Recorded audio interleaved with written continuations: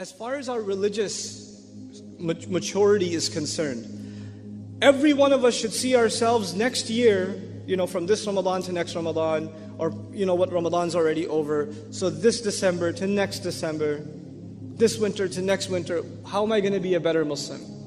And I'd like to highlight 3 areas. So for those of you that are writing this down, just 3 areas where you want to be able to say to yourself in a tangible way, I'm better off. I've made some progress in 3 areas at least. The first of those areas is worship. The first concern is worship. Has my Fajr improved?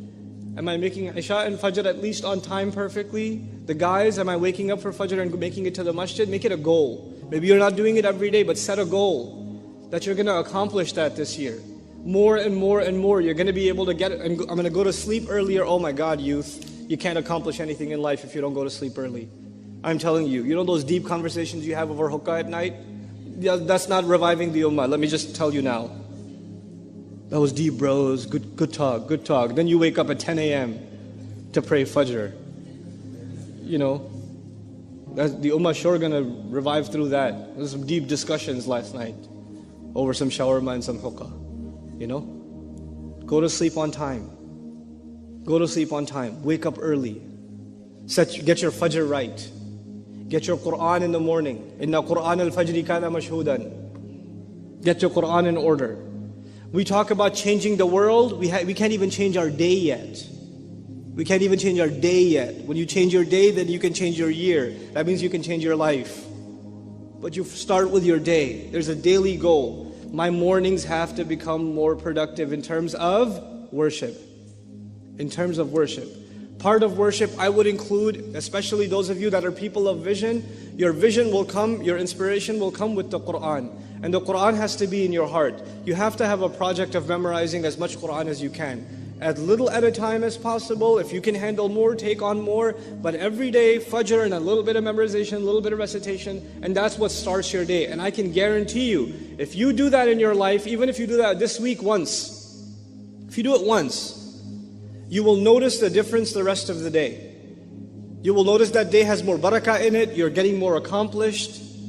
The doors around you are opening, opportunities are coming, your mind is clearer, creative ideas are coming to you.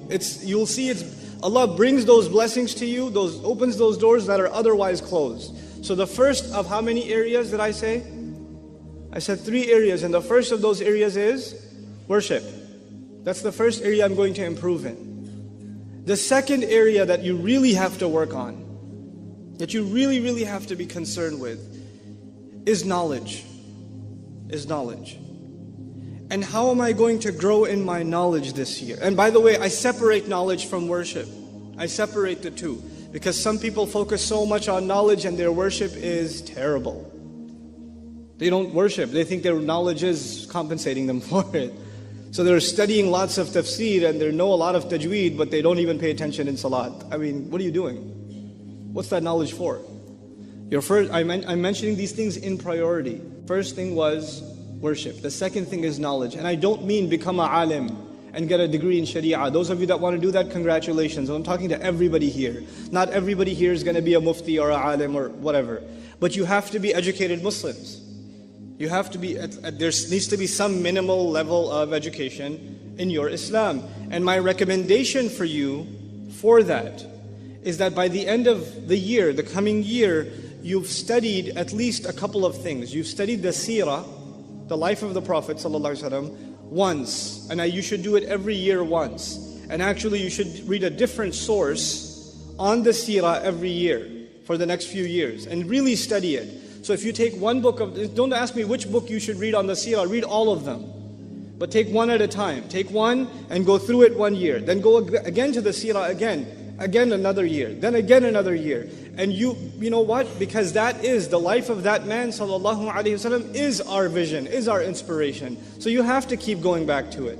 That's a part of your education. And it'll give you perspective and it will open doors for reflection and contemplation for you. That study of seerah in and of itself. There are wonderful resources on that available, and I don't think you'll have any trouble finding them, inshallah ta'ala. At the same time, you have to make substantial gains. In that same year, you have to make substantial gains in your Quran.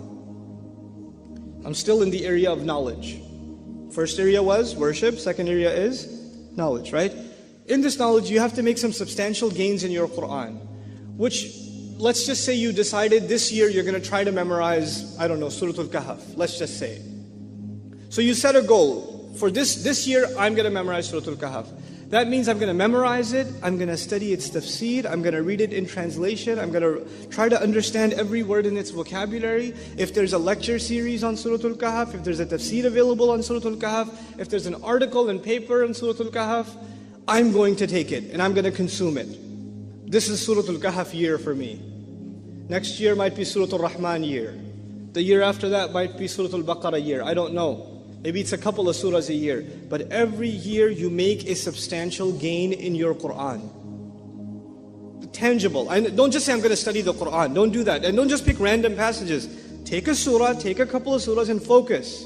My biggest criticism of Muslim youth today is we don't have focus. Focus on one thing. Get it right. At least you can look back and say, Alhamdulillah, this year I accomplished one more surah, two more surahs, three more surahs, something. And when you study a surah, you don't just learn its meanings. As a student came up and asked me, what's more important, you think? Understanding the Quran or memorizing it? And I said, how do you think that those two things are separate? Why do you think that? You know why we memorize the Quran? So we can repeat it over and over again. And when we repeat the ayat over and over again, Allah gives us more room to think and reflect more and more. And you start seeing things when you recite something 10 times that you didn't see when you recited it 9 times. He opens more doors. Wallahi, this is true of the Quran. The more you recite it, the more you understand it. And the less you recite it, the less you understand it. It's not like any other book. And memorizing it is a fundamental piece of understanding it. It is a fundamental of understanding it. So the surah you're going to study and understand better be the surah you're memorizing. Those two things go hand in hand. So I talked about seerah and I talked about Quran. Now I'll add one light elective. This is your Islamic semester for the year, for yourself, right? I'll add an elective to this semester. And the elective is at least 3 or 4 du'as. 4 du'as, you studied them, you memorized them, and they became a part of your day. This is actually combining knowledge and, oh, I got 10 minutes is like an eternity. I don't need 10 minutes. But that's okay. You know, memorizing a few du'as from the Prophet ﷺ that you can make a part of your day. Now you're combining knowledge with practice. You're combining both of those things. Okay? And actually each of these 3 areas of knowledge that I mentioned, and I didn't mention others. I know there's fiqh, I know there's aqidah, I know there's tafsir, I know there's other areas of knowledge. I mentioned these 3 things on purpose, because these 3 things will make you a better Muslim immediately. Immediately they start having a practical impact on you. Your salah starts improving, because you're reciting Quran that you've understood. You know? Your love of the Prophet ﷺ is increasing because you're learning about his life every year. So every time you send salawat upon him, it's deeper. Those salawat are deeper felt. Your knowledge of dua is bringing you closer to Allah because now you know what you're asking Him. You know what you're actually asking Him. Now, this is knowledge. So the first thing was worship and the second thing was knowledge. And I hope you see how I tried to fuse those 2 things too. Even though I kept them separate, one is helping the other. So if your knowledge is not helping your worship, I don't know if it's real knowledge. I don't know if that's real knowledge in terms of deen. In terms of deen. Then there's the third area, and that is service. There's service. And that's where you have to figure out, you have to set some time, whether it's once a week, whether it's on the weekends. You don't need the screen anyway. If it's on the weekends, whether it's, once in a month, but you have to do some kind of service, meaning help people. Help people.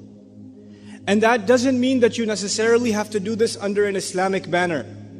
If you want to volunteer at Habitat for Humanity, do it. It's okay, it'll be cool to see a bearded guy helping out with that too.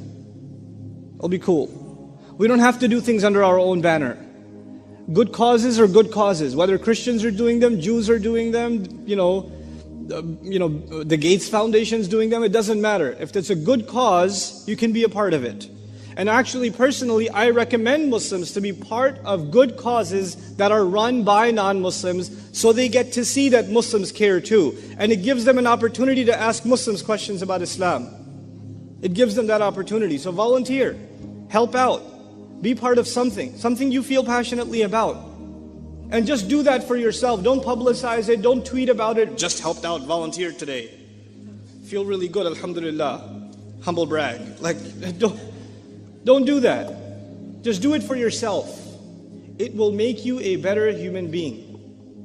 You'll become a better person when you do these kinds of. And parents, those of you that have parents that have teenage children, if you can encourage that sort of activity and even take part in it with your teenage kids, it's actually most important in teenage years to engage in the activity of helping other people. That's part of what builds maturity. Because the teenage years are when our youth in general, not just Muslim youth in general are the most self-absorbed. They're really just, their world is themselves and how they look and their friends and their Facebook status or how many friends they have or whatever.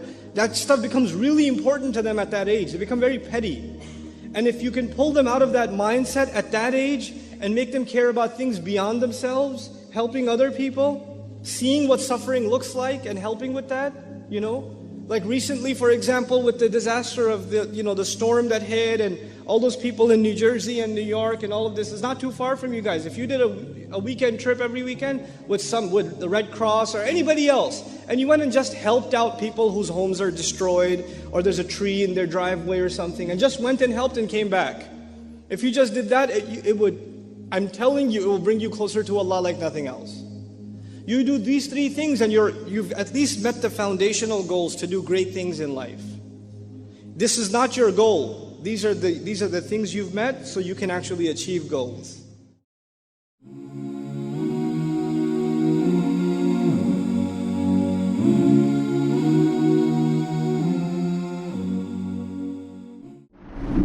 Have you ever wished that there was a Muslim version of YouTube or Netflix? Well, we have created one. The One Islam TV app has no adverts and is safe to browse for your peace of mind. Watch hundreds of high-quality produced Islamic reminders, Quran videos, stories of the prophets, hot topic, debates, and so much more. 4 to 8 new videos are uploaded daily, inshallah. You can watch or listen to videos while your device is switched off. Watch videos on demand or download videos and watch offline. One Islam TV is 100% run and owned by Muslims, which means the small amount you pay for your subscription is a SADAQAH JARIYAH, continuous charity for you, as we use the funds raised to continue producing more beneficial videos and reminders, inshallah. The One Islam TV app is now available on Apple devices, Apple TV, Android devices, Android TV, Amazon Fire TV, and Roku, so you can watch on most devices and smart TVs. Download now for a free 7-day trial. May Allah reward you for supporting our work.